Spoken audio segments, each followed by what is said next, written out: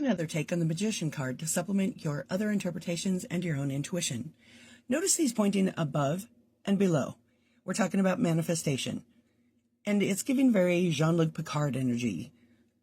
Let it be so, so mote it be, so it is, engage. It's talking about utilizing the tools that you have available to you, here represented by the 4 suits of the tarot, which correspond to the 4 classical elements, and utilizing them to manifest what you're looking for. When it comes up represented as a person, a lot of times I've discovered that this is somebody who really enjoys being center stage, more like prestidigitation rather than real magic. And here's another rendition of the Rider-Waite. This is the Pamela Coleman Smith. It's supposed to be a better and more accurate rendition of Pamela Coleman Smith's artistry that was used in the Rider-Waite Tarot. So when it represents a person, I've often found that this is somebody who does like to be center of the stage. When it comes up reversed, think of that same center stage person. Okay, right side up, a lot of times this is someone who'd be good at sales, real estate, any time that they are using speaking ability, as in attorneys, lawyers, attorneys, musicians that are on stage, even stand-up comics. When it's reversed and it keeps coming up in your reading representing a person, over the last 40 years, I have really noticed a trend that this is a smooth talking player. This is a slick, silver-tongued individual who is going to tell you exactly what you want to hear, knows exactly what buttons to push, master manipulator, narcissist, that type.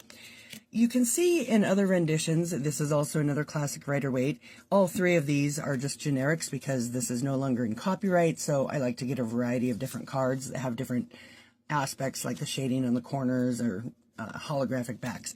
But other tarot decks, even this is an old Aquarian tarot I have from, I don't know, the 70s, 75, I think. And again, even though he's not pointing as above, so below, a lot of times you'll see the lemniscate, also known as the figure 8, talking about infinity. But again, he has the tools laid out in front of him. In the Tarot of the Old Path, this one is, let's see, A.G. Mueller. Anyway, this is Tarot of the Old Path. And instead of the magician, you see more of what is probably more of a shaman or a shaman. And again, we're talking about references to as above and so below, the connection of earth and sky and manifestation, and utilizing the tools that are in front of you. And here, the Hanson Roberts Tarot, one of my very favorite. I have many versions of this. It follows the representation of the standard Rider-Waite, but it's rendered in colored pencil. So I really like this. I enjoy this deck. Now, you can get this Hanson Roberts in a lot of different sizes. My favorite way to get it is this Tarot to Go, which comes with this miniature deck, which is super easy to hold. It's a little bit smaller than a standard playing card deck, and it comes with a hardcover book. I love this because it's a really affordable way to get into tarot, and the colored pencil imagery is less frightening for people. I think the first one I got was in this kind of box with the open window. More recently, I've gotten these. This was my standard for reading tarot for many, many, many years. So I usually had to buy a different one every 6 to 8 months because I was doing about 10 readings every day. And tarot decks do wear out. That's another story, though. I recently had to buy a new one because someone took her tarot reading with her. We both exited the room. She went back to leave me a tip and took the cards that were left on the table for her reading with her. Not the entire deck, just her reading. It was really odd. Anyway, I didn't mention that the Aquarian Tarot, this was a strange publisher. And again, this is from the 70s, so you might find other ones now. But let's see. It's David Palladini.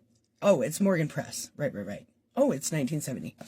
If you'd like to buy that one, I'm definitely done with it, and it is well loved and worn, but this one is available for sale. Just, you can contact me through direct messages.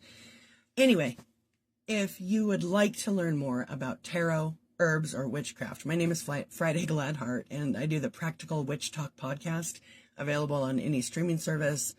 I founded witchacademy.org in 1996, and I write the Practical Witches Almanac. You can find out all this stuff at practicalwitch.com, and it's kind of a hub to see all the other things I do. But anyway, That's the quick brief about the magician. A little bit longer this time. I'll try to truncate it for the next time.